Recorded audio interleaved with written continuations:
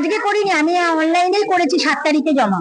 আজকে এসেছিলাম ছেলের প্রতিবন্ধী ভাতা দেখি করে, এখন পাবো কি পাবো না সেটা এর উপর নির্ভর করছে। অন্নপূর্ণার ভান্ডারের যে পয়সা এখনো ঢোকেনি তাই জিজ্ঞেস করার জন্য। কি আর করা যাবে, সরকার পাল্টেছে, আর তো কিছু করার নেই। পশ্চিমবঙ্গ সরকারের উদ্যোগে 3 দিন ব্যাপী যে জনকল্যাণ শিবিরের আয়োজন করা হয়েছিল, আজকে তার শেষ দিন ছিল। এই জনকল্যাণ শিবিরে অনেক মানুষ অনেক কাজ নিয়ে গিয়েছিলেন। অনেকে বেরিয়ে এসে বলছেন তাদের কাজ হয়নি, কেউ বলছেন হ্যাঁ আমার কাজ হয়েছে। এই ধরনের বিভিন্ন রকমের মন্তব্য চারিদিক থেকে উঠে আসছে। তো আজকের আমার এই ভিডিওটা হচ্ছে যে এই যে জনকল্যাণ শিবির হলো সেটা কি সফল হলো নাকি অসফল হলো।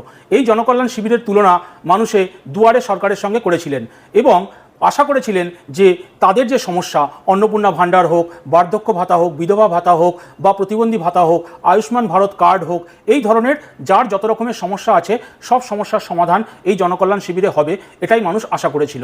কিন্তু সেই আশা কি সফল হয়েছে নাকি অসফল হয়েছে? তো আজকের ভিডিওটা আমি সেটা নিয়েই আপনাদের সঙ্গে করতে চলেছি।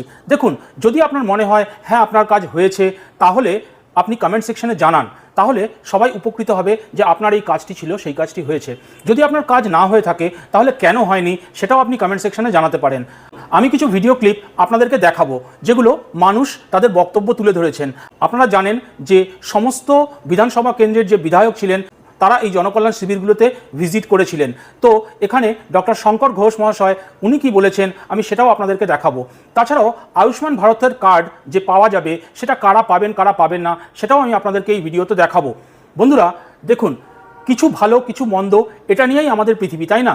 তো এর মধ্যে কিছু লোকের কাজ নিশ্চয়ই হয়েছে। আমি যেমন শুনেছি কিছু মানুষ অনলাইনে অন্নপূর্ণা ভাণ্ডারের জন্য অ্যাপ্লাই করেছিলেন, কিন্তু তাদের টাকা এখনও আসেনি, তাই তারা গিয়েছিলেন এই জনকল্যাণ শিবিরে যে তাদের ওটা লিঙ্ক হয়েছে কিনা বা তাদের অ্যাপ্লিকেশনের স্ট্যাটাসটা কি জানার জন্য। সেখানে তাদেরকে সেটা জানিয়ে দেওয়া হয়েছে। অনেকের ডিবিটি করা ছিল না, সুতরাং তারা গিয়েছিলেন ডিবিটি করাতে, ওখানে ডিবিটিও করে দেওয়া হয়েছে। আয়ুষ্মান ভারতের কার্ডের ফর্ম ওখানে ডিস্ট্রিবিউট করা হয়েছে। এমনকি বলা হয়েছে যে বাড়িতে বাড়িতে গিয়ে যারা আশাকর্মী আছেন তারা ফর্ম দিয়ে আসবেন। বার্ধক্য ভাতা, বিধবা ভাতা এবং প্রতিবন্ধী ভাতার ফর্ম তারা নাম লিখে দিয়েছেন এবং বলেছেন বাড়িতে বাড়িতে গিয়ে আশাকর্মীরা ফর্ম দিয়ে আসবেন। সুতরাং সরকারের তরফ থেকে সমস্ত রকমের প্রচেষ্টা করা হয়েছে যে এই শিবির যাতে সফল হয়, কিন্তু তবুও কিছু খামতি তো সবার মধ্যেই আছে, তাই না? তো হয়তো কিছু কমি নিশ্চয়ই রয়ে গিয়েছে। যেমন কিছু মানুষ বলেছেন যে কোন টেবিলে কি কাজ হচ্ছে সেটা অনেকে বুঝতে পারেননি। তো টেবিলের উপরে যদি লিখে দেওয়া হতো এখানে শুধুমাত্র অন্নপূর্ণা ভাণ্ডারের কাজ হচ্ছে, এখানে আয়ুষ্মান ভারতের কাজ হচ্ছে, এই ধরনের লিখে দিয়ে যদি একটু বলে দেওয়া হতো তাহলে হয়তো মানুষের সুবিধা হতো লাইনটা লাগাতে। এমনও হয়েছে যে মানুষ ফর্ম নিতে গিয়ে হুড়োহুড়ি করে পড়ে গিয়েছেন, ব্যথা পেয়েছেন। তো এই ধরনের অনেক ঘটনাই হয়েছে। আপনার সাথে কি হয়েছে, আপনি যদি গিয়ে থাকেন কি এক্সপিরিয়েন্স করেছেন কাইন্ডলি কমেন্ট সেকশনে জানাবেন। চলুন বন্ধুরা আমরা দেখে নিই ডক্টর শঙ্কর ঘোষ মহাশয় কী বলেছেন এবং আয়ুষ্মান যোজনার ব্যাপারে কি জানা গিয়েছে। তাছাড়া কিছু মানুষ যারা ওখানে গিয়েছেন জনকল্যাণ শিবিরে তাদের বক্তব্য আমরা দেখে নিই। এখানে এসে একটি কোয়ারিজ শুনলাম যে বয়স্ক বা বার্ধক্য ভাতা, সেই বার্ধক্য ভাতার ক্ষেত্রে কি নিয়ম আছে।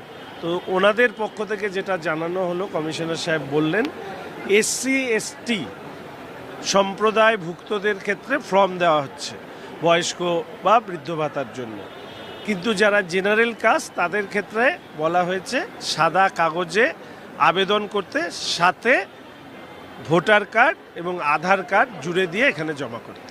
আমি বার্ধক্য ভাতার জন্য পেতাম, ওটা এখন বলছে আপডেট করাতে হবে, তাই না আমি 2-3বার ফর্ম ফিল আপ করেছি, পাইনি স্যার। আমি অনেক কষ্টে আছি, মানে আমার দেখার কেউ নেই। কি আছে না আছে সেটা জানবার জন্য মানুষ বুঝতে পারছে না, আমরা হন্য হয়ে ঘুরে বেড়াচ্ছি। আমি এখানে অনেকবার জায়গায় অনেকে বললাম, কেউ সঠিকভাবে বলতে পারছে না কোনটা কি কাজ হবে, সেটা মানুষ সেটা হয়রানি হচ্ছে। এবার আগে থেকে যদি কাউন্টার বেসিকের সামনে যদি লিখে দেওয়া থাকতো যে এখানে অন্তর্জাল যোজনা, অন্নপূর্ণা ভাণ্ডারের ফর্ম এখানে হচ্ছে রেজিস্ট্রেশন, তাহলে সুবিধা হতো মানুষের। তাদের মানুষ হয়রানির শিকার হচ্ছে। না আজকে করিনি, আমি অনলাইনেই করেছি 7 তারিখে জমা। আজকে এসেছিলাম ছেলের প্রতিবন্ধী ভাতা দেখি করে, এখন পাবো কি পাবো না সেটা এর উপর নির্ভর করছে। অন্নপূর্ণার ভান্ডারের যে পয়সা এখনো ঢোকেনি তাই জিজ্ঞেস করার জন্য। কি আর করা যাবে, সরকার পাল্টেছে, আর তো কিছু করার নেই। মন দিয়ে শুনুন, আয়ুষ্মান ভারতের ক্ষেত্রে বলছি, যাদের SPHH, AAY, PHH ration card আছে তারা আয়ুষ্মান ভারতের জন্য যোগ্য এবং তাদের চিন্তা করার কোনো কারণ নেই। তাদের নামাঙ্কিত প্রিন্টেড ফর্ম আশা কর্মীদের দ্বারা আপনাদের বাড়ি বাড়ি পৌঁছে যাবে। সেটা ফিল আপ করে যেটুকু বাকি থাকবে সেটা ফিল আপ করে আপনারা আমাদের এখানে জমা করতে পারেন বা পৌরসভায়ও জমা করতে পারেন। সেটা এই 3 দিনের ক্যাম্পেই জমা করতে হবে এমন কোনো কথা নেই। আপনারা পরবর্তীতে পৌরসভায় গিয়ে ওই ফর্মটা জমা করতে পারেন। আশা কর্মীরা আপনাদের বাড়ি পৌঁছে দেবে। যারা RKSY 1 RKSY 2 আছেন তারা এই আয়ুষ্মান ভারতের জন্য আবেদন করতে পারবেন না। আর যদি 70 মানুষ কেউ থাকেন বয়সে তাহলে তাদের ক্ষেত্রে এই কোনো ক্যাটাগরি নেই, আপনারা প্রত্যেকেই আবেদন করতে পারবে। বন্ধুরা, ভিডিওটা কেমন লাগলো জানি, একটু অফবিট টাইপের ভিডিও, এই ধরনের ভিডিও মানুষের দেখতে পছন্দ করে না, কিন্তু তবুও আনলাম আপনাদের স্বার্থে। যদি আপনাদের কিছু বক্তব্য থাকে কমেন্ট সেকশনে জানান, আমারও ভালো লাগবে। কিছু কাজ হয়তো কিছু মানুষের হলো, কখনো কখনো কমেন্ট সেকশনে পড়েও অনেক মানুষ অনেক হেল্প পান। তাই আপনার কোনো কমেন্ট থাকলে অবশ্যই কমেন্ট সেকশনে জানান। সবাই ভালো থাকবেন, সুস্থ থাকবেন। দেখা হবে পরের কাজের ভিডিওতে। জয় হিন্দ, জয় ভারত।